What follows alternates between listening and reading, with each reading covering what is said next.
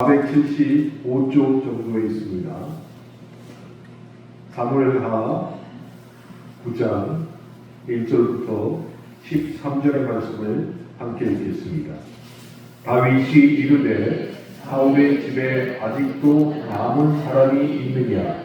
내가 요나단으로 말미암아 그 사람에게 은총을 베풀리라 하니라.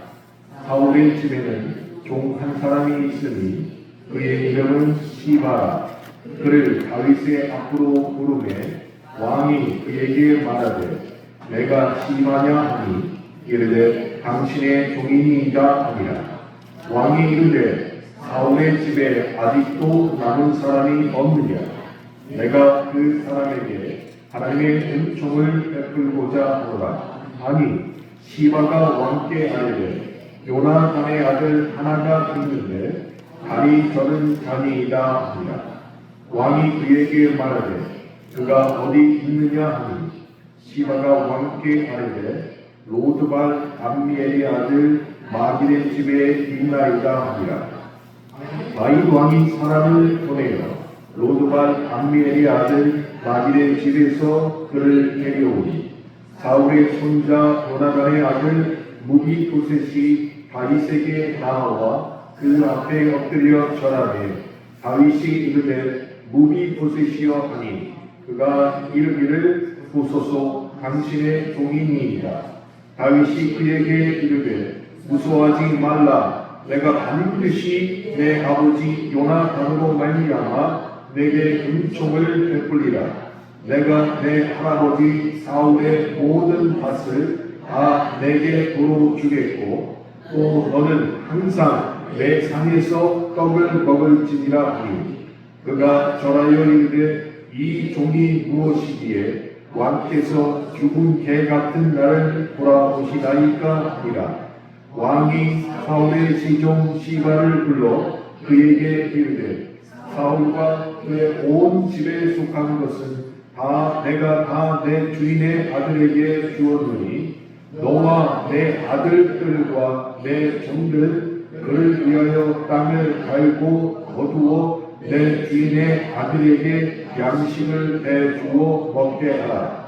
그러나 내 주인의 아들 무비보셋은 항상 내 상에서 떡을 먹으리라 하니라.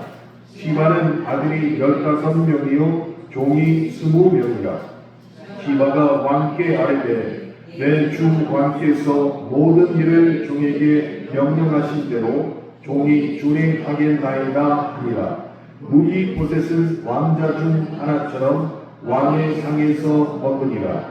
무비보셋에게 어린 아들 하나가 있으니 이름은 미가더라. 시바의 집에 사는 자마다 무비보셋의 종이 되니라. 무비보셋이 항상 왕의 상에서 먹으므로 예루살렘에 사니라.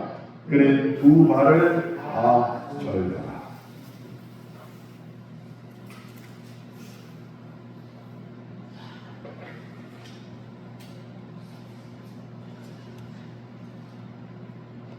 우리가 역사책이나 혹은 역사 드라마를 보면서 한 가지 직관적으로 알 수 있는 것은 왕의 몰락은 필연적으로 그 왕을 섬기던 고관 대작이나 관료들 이들을 포함하여서 왕의 직계 가족과 일가 친척들이 몰락하고 패망한다는 것을 역사를 통해서 알 수 있습니다. 사울 왕이 길보아 전투에서 아들 셋과 함께 전사하였습니다. 그래서 사울 왕조가 끝이 났습니다. 그때부터 사울 왕에게 갖은 고초를 당했던 다윗이 왕이 되었고 다윗 왕조가 시작이 되었습니다. 이때 다윗을 따르는 사람들이 가장 먼저 다윗에게 직언한 내용이 과연 무엇일까요? 사울 왕과 그의 집안 사람 모두를 죽이는 일이었습니다. 그것이 당연한 것처럼 보입니다. 그런데 다윗은 결코 그리하지 않았습니다. 다시 말해서 다윗은 세상의 방식과 다른 길을 걸어갔다는 것입니다. 오히려 사울 왕의 죽음을 그 누구보다 슬퍼하였습니다. 그랬더니 그것들이 백성들의 마음에 큰 감동을 주었습니다. 투항하던 아브넬과 요압을 다윗을 따르는 자들이 죽이자 그들을 향하여 애가를 만들어서 통곡하기도 했습니다. 그랬더니 이 사실을 통하여서 여전히 사울 왕조에 속해 있던 사람들이 다윗 왕조에 투항하는데 마음의 거리낌이 사라지게 된 것이었어요. 그래서 다윗은 왕이 된 이후에 배척하는 것이 아니라 포용함으로 나라를 다시 세우게 되었습니다. 그렇습니다. 다윗은 죽이고 숙청하고 제거하는 방식으로 결코 이스라엘을 다시 세우지 않았습니다. 오히려 품어주고 함께 울고 거두어드리는 방식을 통하여서 하나님의 마음과 사람들의 마음을 얻을 수 있게 되었다는 것입니다. 그런데 이것이 쉬운 일이 아니라는 것입니다. 그럼 다윗이 어떻게 그렇게 할 수 있었을까요? 하나님을 믿음으로 말미암아 그 믿음을 통하여서 다윗의 마음이 넓어졌다는 것을 우리는 알 수가 있는 것입니다. 그리고 그 과정을 거치면서 오히려 2지파와 10지파로 이미 나누어졌던 이스라엘은 다윗이 왕이 되면서부터 신속하게 하나로 통합되었고 다윗 왕조의 태평성대를 누리게 되었던 것입니다. 그렇게 모든 것이 다 이루어지고 회복되어진 그때 다윗의 마음에 풀지 못한 숙제 같은 것이 하나 떠오르게 되었죠. 그 숙제는 이런 것이었습니다. 자기가 가장 힘들 때 자기를 위하여서 생명까지도 내주었던 친구 요나단에게 은혜를 갚는 것이 그에게 숙제로 남았던 것이었습니다. 그러나 우리가 아는 것처럼 요나단은 길보아 전투에서 이미 죽었습니다. 그리고 그에게 은혜를 갚자니 방법이 없었고 오직 한 가지 방법은 그의 가족들을 찾아서 요나단에게 받은 그 놀라운 감동을 은혜로 갚는 것, 이것 하나밖에 없었던 것이죠. 그 내용이 우리가 함께 읽은 사무엘하 9장 1절의 내용입니다. 그래서 다윗은 요나단에게 받은 은혜를 잃어버리지 않고 요나단 집안 사람을 찾아서 은혜를 갚고자 결심하게 되었습니다. 그럼 이 결심이 다윗에게 계속 유지되고 그리고 지금 이 순간 발현된 이유는 무엇일까요? 바로 요나단과 맺은 언약 때문이었습니다. 사무엘상 20장 15절에 요나단이 다윗에게 마지막 부탁을 한 가지 합니다. 요나단은 이미 자기가 사울의 왕이라, 사울 왕의 아들이라 왕이 될 것을 짐작하고 있었지만 현실이 그렇지 못하다는 것을 알고 있었습니다. 그래서 위기에 처한 다윗을 살려주기 위해서 한 가지 언약을 받게 됩니다. 조금 전에 말씀드린 것처럼 그것이 바로 사무엘상 20장 15절입니다. 여호와께서 너 다윗의 대적들을 지면에서 다 끊어버리실 때에도 너는 내 인자함을 내 집에서 영원히 끊어버리지 말라. 이렇게 말을 하게 되었습니다. 다윗이 그것을 받아들였고 그래서 요나단과 맺은 언약이 되었습니다. 시간이 많이 지난 이후에 다윗은 그 언약을 기억하고 있었습니다. 그리고 요나단의 가족을 찾아서 그 은혜를 베풀려고 한 것입니다. 요나단 집에서 일하던 종 하나를 불러서 요나단 집안 사정을 다윗이 묻게 되지. 그 내용이 본문 3절입니다. 사울 왕의 종이었던 시바, 이 사람이 다윗이 무비보셋을 챙기는 것을 좋아했을까요? 못마땅하게 생각했을까요? 못마땅하게 생각했습니다. 그래서 오늘 본문을 읽으면서 시바의 목소리를 통하여서 무비보셋이라는 이름이 나오지 않았던 것입니다. 시바는 어떻게 무비보셋을 얘기했냐면 다윗 왕에게 요나단의 아들 하나가 있는데 다리 저는 자입니다 라고만 얘기했지 무비보셋의 이름을 결코 말하지 않았다는 것이. 그리고 그의 신체적인 특징, 연약함을 부각시켰습니다. 다리를 저는 자입니다.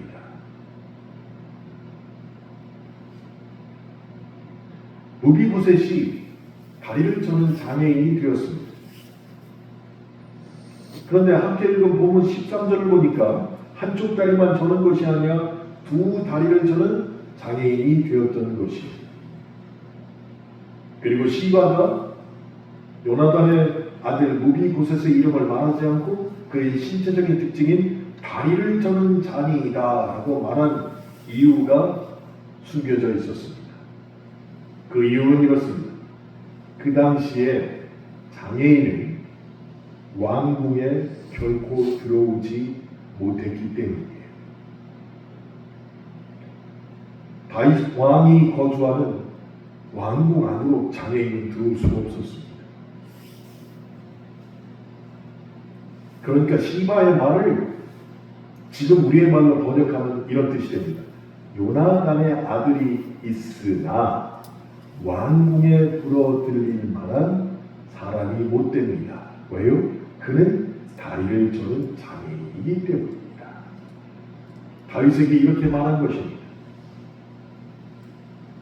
그런데 다윗은 아랑곳하지 않았습니다. 당장 그를 데리고 오라고 말합니다. 그리고 그의 거처를 물어보니까 발음하기도 힘들지만 로드발 암미엘의 집 마길의 집에 있다는 소식을 알게 되었습니다. 근데 히브리어 원문을 보니까 로드발 이 단어의 뜻이 목초가 없는 황무지라는 뜻이에요. 유대 사람들은, 이스라엘 사람들은 양이든 소든 목초 있는 곳에서 키워야 되는데 로드발 암미엘이라고 할 때 이 로드발은 목초가 전혀 없는 황무지라는 뜻이기 됩니다.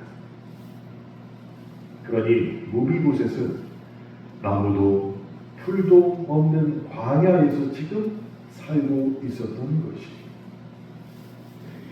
한 나라의 왕자입니다.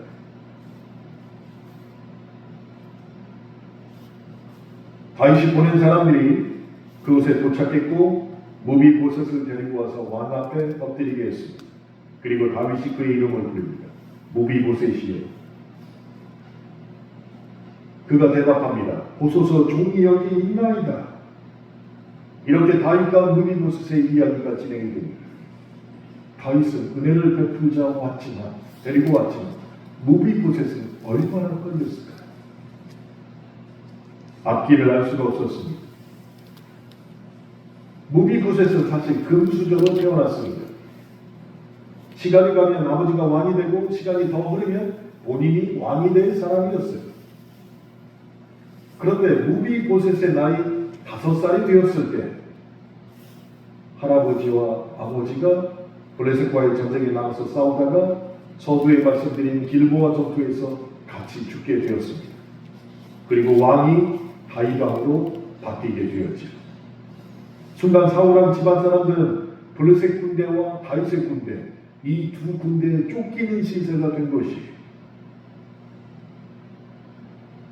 이 사실을 알고 무비보셋의 유모가 그 자리를 떠나기 위해서 무비보셋을 안고 가다가 그만 놓쳤습니다.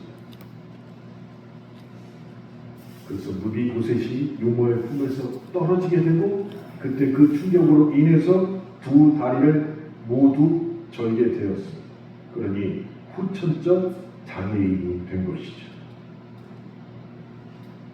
그런데 그 상태가 좀 심각했습니다. 목발 없이 걸을 수 없었습니다. 그리고 다른 사람에게 자신의 누구였던가를 알게 되면, 들키게 되면 죽을 수도 있었습니다. 5살 때부터 아버지도 없고 할아버지도 없는 금수저로 태어났던 무비보셋이 불쌍한 인생을 살게 되는 것이죠. 자, 세상에 살면서 무비보셋이 겪었던 일들, 다시 말해서 고아이고 장애자이며 도망자로 숨어 살아야 되는 일을 단 한 가지라도 겪게 되면 그 한 가지로 인해서 얼마나 힘들까요? 근데 무비보셋은 세 가지를 5살 때부터 겪게 됩니다. 고아였고 장애인이었고 도망치는 신세가 된 것이죠.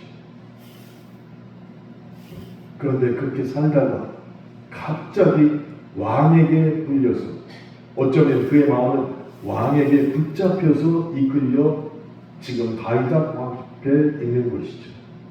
그때 무비보셋이 어떤 생각이 들었을까요? 이제 올 것이 왔구나. 마치 도살장으로 끌려가는 양처럼 그렇게 무비보셋은 다윗의 궁으로 끌려가게 된 것입니다. 그래서 다윗 왕에 끌려와 고개도 들지 못하고 죽은 자처럼 엎드려 있습니다.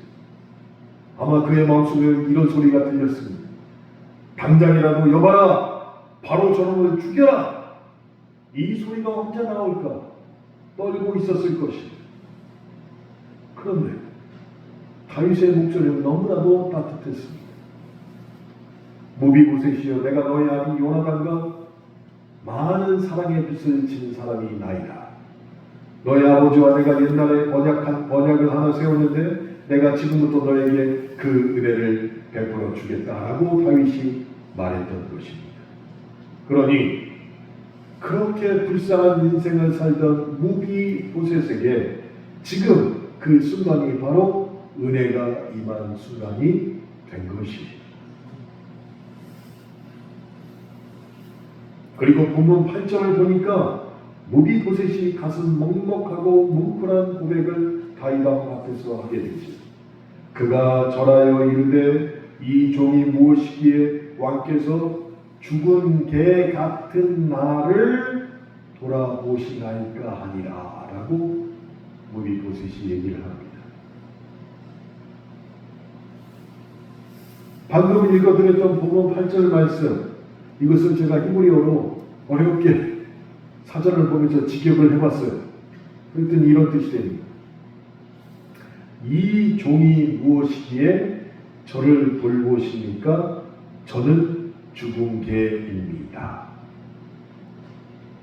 번역을 해보니까 죽은 개 같은 나를 이라고 번역을 했는데, 직역을 해보니까 나는 이미 죽은 개이다 라고 기록된 말씀이었어요.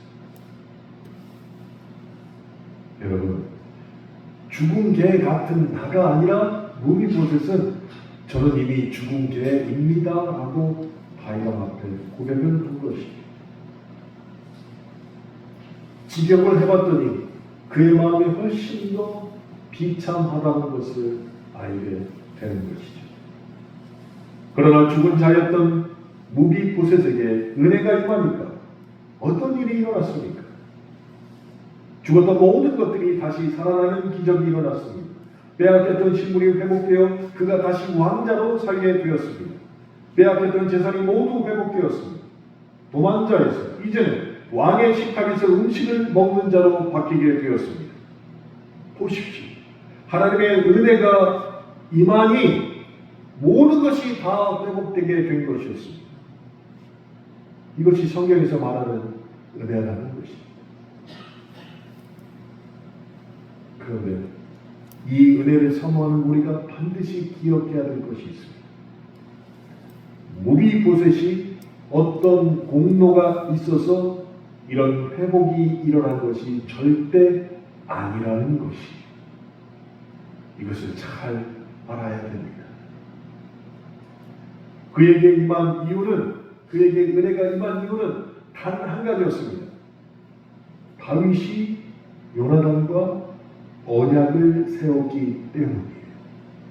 그 이유 하나로 무비보셋이 지금 은혜를 입게 된 것입니다. 그러니 그가 받는 현재의 은혜는 그의 아버지 요나단 때문이었습니다.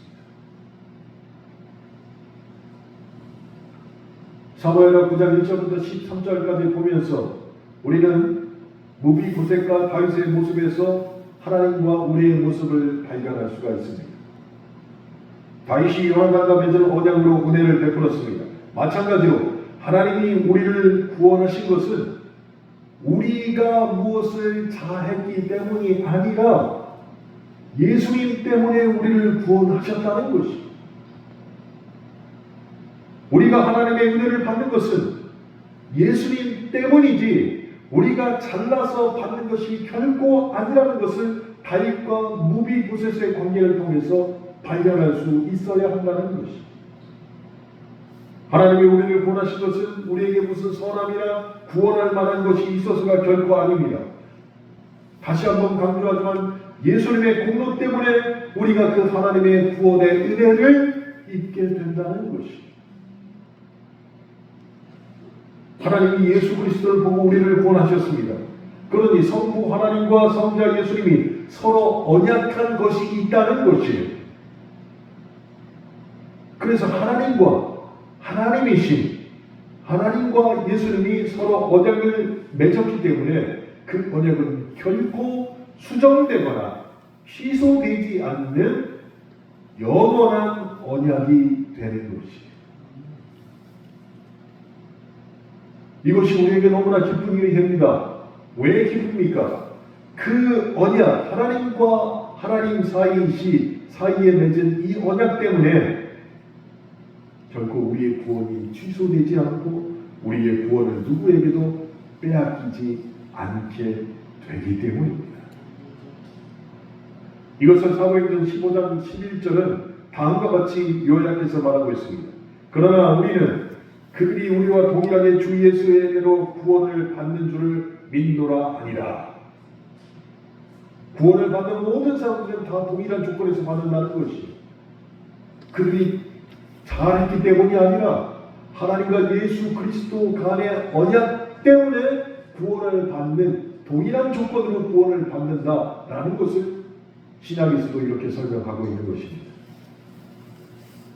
버려진 인생, 혼자 힘으로 살아갈 수 없는 인생, 죽음에서 도망치던 그 인생이 바로 무비보셋의 인생이었습니다. 그럼 우리는 어떻습니까? 에덴 동산에서부터 쫓겨난 인생, 그날부터 죽음을 향해 달려가는 인생, 혼자 힘으로 살 수 없는 무능한 인생, 누가 나타나 살려주지 않으면 살 수 없는 인생이 바로 우리의 인생이지 않습니까? 자력으로 자기를 구원하여 지옥 가는 인생을 천국으로 바꿔 놓을 수 없는 것이 우리의 인생이라는 것이. 무비보셋을 가르쳐서 시바가 뭐라고 했습니까? 다리를 저는 사람, 지금 말로 하면 장애인이라 말했습니다. 우리의 모습이 그 모습과 동일하다는 것이. 눈이 있어도 하나님을 보지 못하는 시각장애인, 귀가 있어도 하나님의 음성을 듣지 못하는 청각장애인, 입이 있어도 기도하지 않고 찬송하지 않는 언어장애인, 손이 있어도 봉사하지 못하는 지체장애인, 발이 있어도 전도하지 못하는 지체장애인, 우리 힘으로는 단 한 걸음 천국으로 걸어갈 수 없는 지체장애인, 이것이 바로 우리의 모습이 된다는 것이죠. 그러나 저와 여러분에게 사무엘하 9장에서 말하는 것처럼 다윗이 요나단과 맺은 언약 때문에 임하게 된 하나님의 은혜가 우리에게 임하면 우리는 무비보셋이 그랬던 것처럼 천국의 저녁 시간을 만끽할 수 있게 될 것입니다. 예수님이 반갑게 일어나서 저와 여러분의 이름을 부르시면서 그리고 예수님을 정면으로 마주한 그 자리에 앉아서 축제 같은 저녁 식사를 할 수 있게 될 것입니다. 그때와 저와 여러분은 예수님의 눈을 보면서 아마 너무 감격해서 눈물을 흘릴지 모르겠습니다. 그리고 예수님, 제가 무엇이기에 저를 이리 대하십니까? 무비보셋의 말과 똑같이 죽은 개였던 나를 주님 왜 이렇게 대하십니까? 그때 예수님이 우리에게 말씀하시길 그 자리는 너를 위해 태초부터 남겨둔 자리였다. 영원토록 이 자리에서 나와 함께 왕의 식탁에 참여하여라 라고 다윗처럼 말하실 것입니다. 그 순간 잔치집 같은 천국의 저녁 식사를 너무나 부러워서 바라보는 사람들이 존재하게 됩니다. 그 사람이 누구입니까? 예수 믿는다고 저와 여러분을 조롱했던 사람들입니다. 예수 믿는다. 예수님을 믿는 것 때문에 고난을 주고 불에 던지고 칼을 휘두르고 사자를 풀어 물에 뜯게 했던 역사 속에 나오는 그 사람들이 지금은 지옥에서 소리치며 날 살려달라는 그 사람들의 눈에 식탁에 앉아있는 저와 여러분의 모습이 보이게 될 것입니다. 그 모습을 바라보는 것이 어쩌면 지옥불의 고통보다 더 큰 고통일지 모릅니다. 그러니 아직 그 사람도 살아있고 나도 살아있을 때 그들을 구원해야 한다는 것이죠. 그래서 우리가 여기 가든지 저기 가든지 세상, 정치, 가십거리 얘기할 게 아니라 주의 복음을 사람을 가리지 않고 말해야 한다는 것이죠.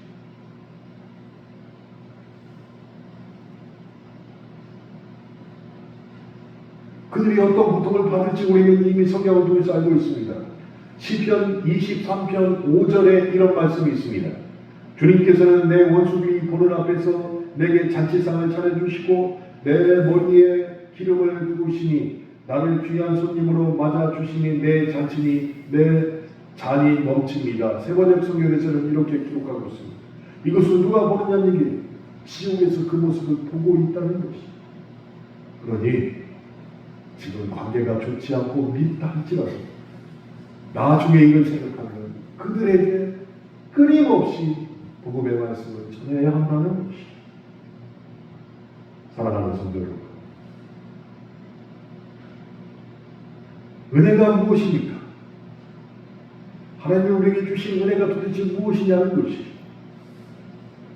부름을 받을 수 없는 자가 부름을 받아서 될 수 없는 신분인 하나님의 자녀가 되어 먹을 수 없는 자리에서 매일 초대를 받아 영원히 하나님의 식탁에서 거하는 것이 바로 우리가 받는 은혜의 정점이라는 것이.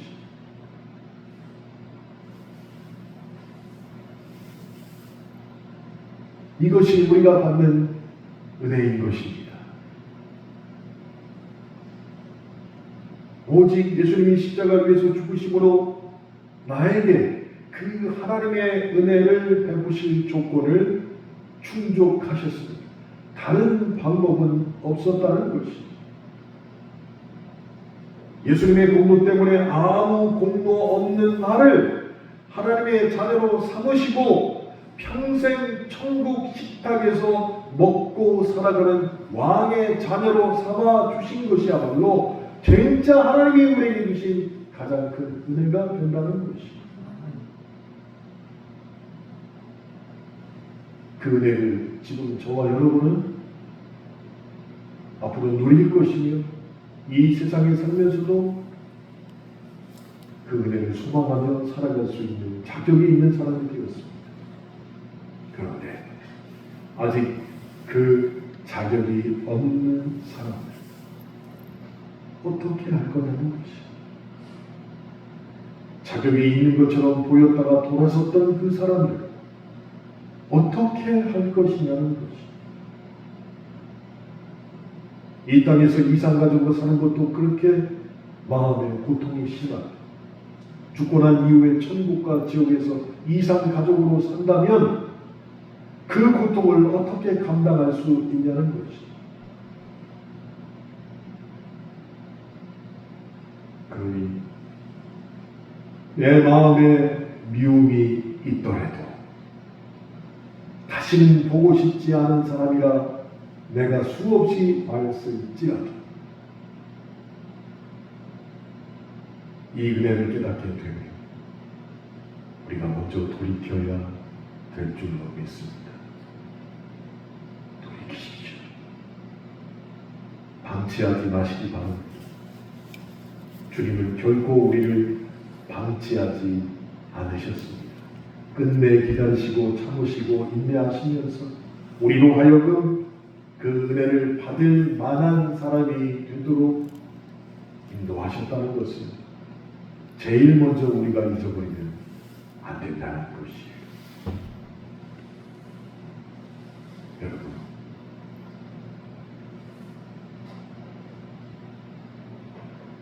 오늘 하늘비전교회 한재선 목사님과 30분 동안 통화를 하면서 이런 얘기를 했습니다. 서로 간의 공동된 주제는 이거였습니다. 아무리 생각해봐도 제일 구원받지 못한 사람은 목사인 것 같다 라고 말이죠. 그렇게 강단에서는 이해하고 참으며 인내하고 사랑해라 말할 내용이 그거밖에 없으니까 성경 내용 그렇게 누구보다 가장 많이 말하면서 왜 목사들끼리 서로 이해하지 못하고 참지 못하고 사랑하지 못하여서 이렇게 분쟁을 만드는 것입니다. 하나님의 뜻을 사모하고 하나님의 뜻이 무엇인지 늘 경청해야 된다 라고 수없이 말했지만 왜 목사들끼리는 하나님의 뜻이 무엇인지 알기 전에 내 뜻이 먼저 모두의 뜻이 되어야 된다라고 주장하며 살아가고 있는 것입니다. 서로 간에 한참 동안 같은 생각을 가지고 얘기를 했습니다. 내린 결론은 은혜를 많이 받은 사람이 그 은혜를 먼저 잊어버린다는 것이. 그 은혜를 사랑하는 성도 여러분, 은혜 받은 자가 은혜를 잊어버리면 오늘 본문에 나온 사람이 됩니다. 뭐가 될까요? 본문에 나온 말 중에 무비보셋이란 말 중에 나는 이미 죽은 개입니다. 은혜를 많이 받은 사람이 은혜를 잊어버리면 정말 죽은 개와 같이 된다는 것이.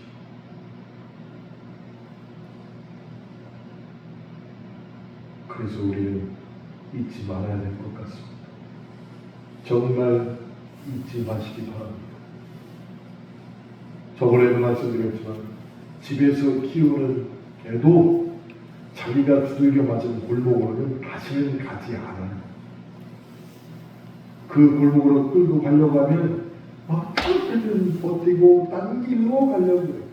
근데 유일하게 사람은 다시 가요. 다시 갑니다. 잊어버리고 또 갑니다. 잊어버리고 또 갑니다. 제 친구 중에 저와 똑같은 병의 일환인데 뇌출혈에 걸렸어요. 저는 뇌경색이고 뇌출혈에 걸렸는데 가까스로 골든타임에 가서 머리를 뚫어가지고 꽈리를 넣을 시간도 없어가지고 여기를 뚫어가지고 부풀어 올랐던 곳에 피를 빼가지고 가까스로 살아났습니다. 그러니까 몸에 별 이상이 없이 잘 다녀요. 근데 이 친구가 해병대도 나왔어요. 그리고 관조동에 있는 그 마치 광장에서 식당을 하고 있어요. 그런데 술을 그렇게 잘 먹었는데 술을 딱 끊었다가 어느 순간부터 또 술을 먹기 시작해요. 그래서 제가 찾아가서 야, 나는 뇌경색이고 너는 뇌출혈인데 술을 먹으면 어떡하냐. 너 큰일 난다. 먹지 말아라. 그렇지? 내가 술을 먹고서 안 먹어야 되는데 마셨어. 그게 너무 괴로워서 또 마시네. 아니 어찌 보면 말이 비슷한 거 맞는 말인 것 같아요. 술을 먹지 말아야 되는 걸 알고 있는데 어쩌다가 술을 먹었는데 그것이 내가 너무 괴로워서 그 사실을 믿기 위해서 또 술을 먹는다니 맞는 말이에요?